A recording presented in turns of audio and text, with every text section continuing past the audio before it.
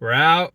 Oppenheimer, 70 millimeter. Free stuff. What up? That's what I sat in Gotta a love 3-hour it. movie for. Yeah, the free stuff. All right, quick impressions. This is a long movie for sure.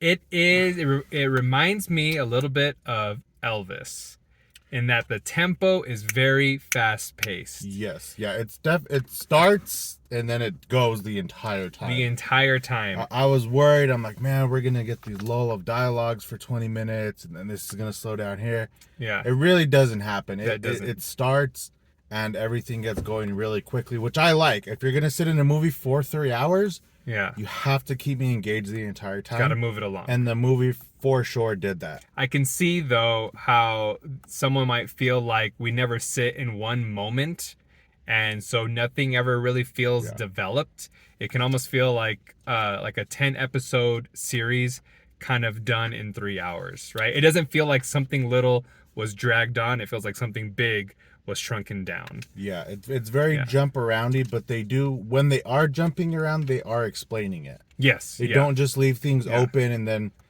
you're like, well, what the heck? You left me in the middle of a scene to go back somewhere else. They finish the scene. They do. Go back somewhere else, finish that scene, and then come back. Yes. Yeah. I mean, I enjoyed it. It's so much history. So to really understand it, yes. I don't want to say you'd have to do research, but if you want, if it's a topic you're interested in, you are going to have to do some research into it because there's just so much going on. Like a collapsing star, this thing is dense. Yep, this is exactly. dense. Yeah. And sometimes I can see where it does feel like it's imploding in on itself. And there are times throughout the movie where it kind of feels like we get to a point and it feels like it should maybe be over already. And then it has to pick up again for a different reason. Yeah. And so we do have those like start and stop moments.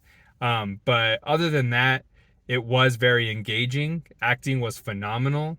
I really enjoyed the many score. good performances. The music actually, I think, was a big contributor as to what was keeping me engaged and keeping things moving along. It was a fantastic score. It was very good. I am walking out of the theater. I am very happy. Yeah, I'm feeling good about it too. And that's big. That's big. But a lot of dialogue here, lot to understand.